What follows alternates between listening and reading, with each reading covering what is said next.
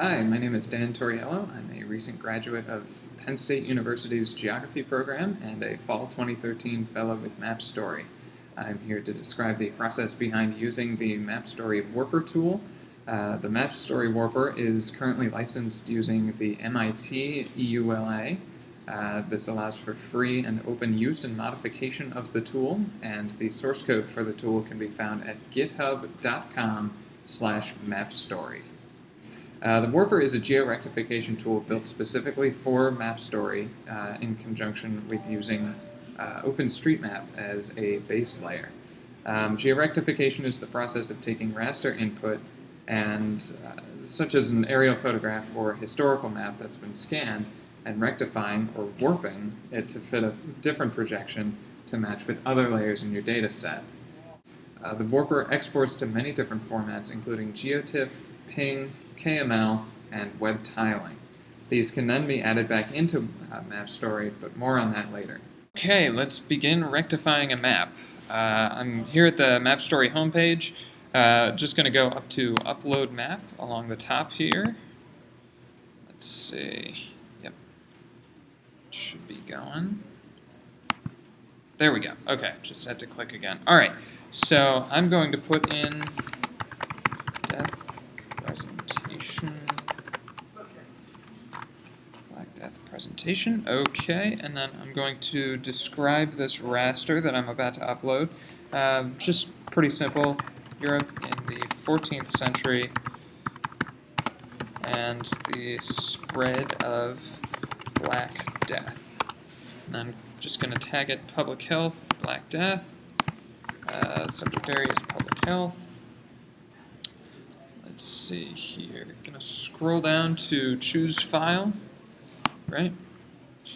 And then on the desktop, just have this raster here. It's a pretty basic map of Europe that maps the spread of the Black Death. So we're gonna create this and give it a second. There we go. So now that the map has been created, we're at the editor page. So this is where you're going to spend most of your time in the Warper.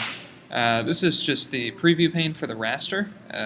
Pretty simple, just shows the raster. Edit allows you to edit the form that I just filled out. Naturally, if you know all of this information, you're going to put in all the information, at least we would hope. We also ask that you do use open source or freely editable and shareable images, ones that you have full rights to, just in the spirit of open source and the FOSS community. Let's see, so crop allows you to essentially crop an image. Say you have a black border across the top here and you want to get rid of it, just drag a polygon around it and then delete it. Alignment allows you to take control points from one previously georectified image and copy it over to another. It's especially useful if you have stacks of maps, such as Sanborn Fire Insurance maps. This allows you to quickly rectify a series of maps that depict the same location over and over and over again. Preview map hasn't been rectified yet, but you'll see that in a few minutes.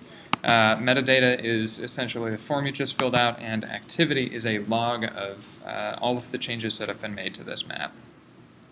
So let's head over to Rectify, and this will pull up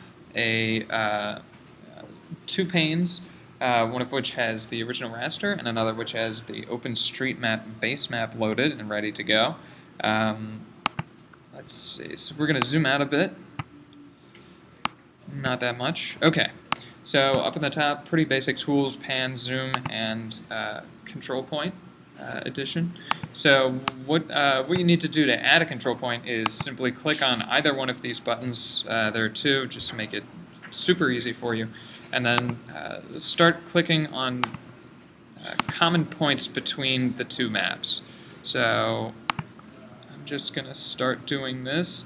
If, for some reason you need to pan around while adding control points, you can very easily do that. Just switch tools and then switch back. It's also a very good idea to identify landmarks in your raster and identify landmarks in OpenStreetMap. This makes the whole process much, much easier and much, much faster, rather than agonizing over where to place these control points and if they're correct and all that kind of mess.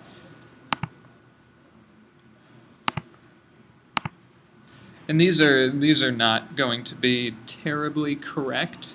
I'm just doing this for demonstration purposes and hoping it turns out pretty okay. Which it should. It's a pretty decent tool. Let's see. Great.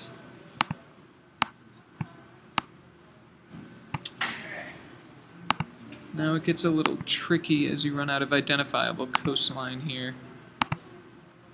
So you're going to want to land between 8 and 12 rather, control points for best results.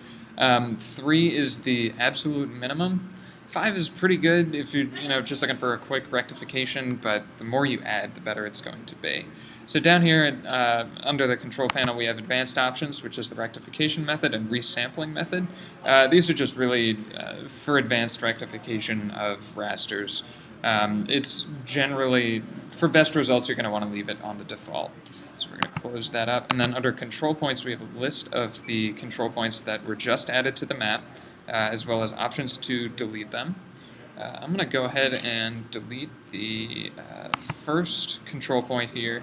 You're going to want to keep the root mean squared error as low as possible. So 0 is ideal, but at the same time that would mean that you're rectifying OpenStreetMap against itself, which won't really work too well for you. So I'm just going to keep adding points here until, yeah. Spain and Portugal are giving me trouble here, but we're going to see if this works, and it probably should. It's a pretty great tool. Almost, but not quite. It's probably that control point issue.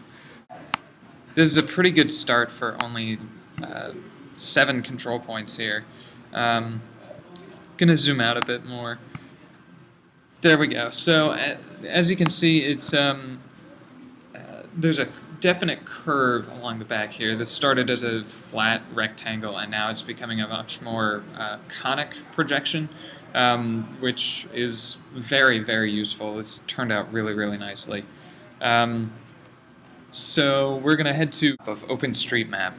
Similar to the right hand of the page back in Rectify, this simply doesn't have any control points or toolbars or anything like that to get in the way. It's just the raster on top of the base map. Switching over to export, you can download any number of different formats from GeoTIFF all the way to KML and Gaia GPS. We have most, if not all, of the major raster formats covered for georeferenced images. And then, once you've done that, you're, of course, free to do what you will with your rectified image. But you can also upload your image as a story layer. You'll want to, if you're not using a GeoTIFF, put it into a zip file. The uploader, as of late October 2013, still accepts TIFFs without GIF files. So I have here the renamed TIFF that I downloaded from the Warper, ready to go. Just going to hit upload and give it a second. And there we have it.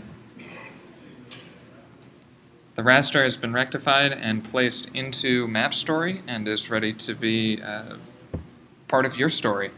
Any further questions, the Warper has help and about pages up at the top of the screen.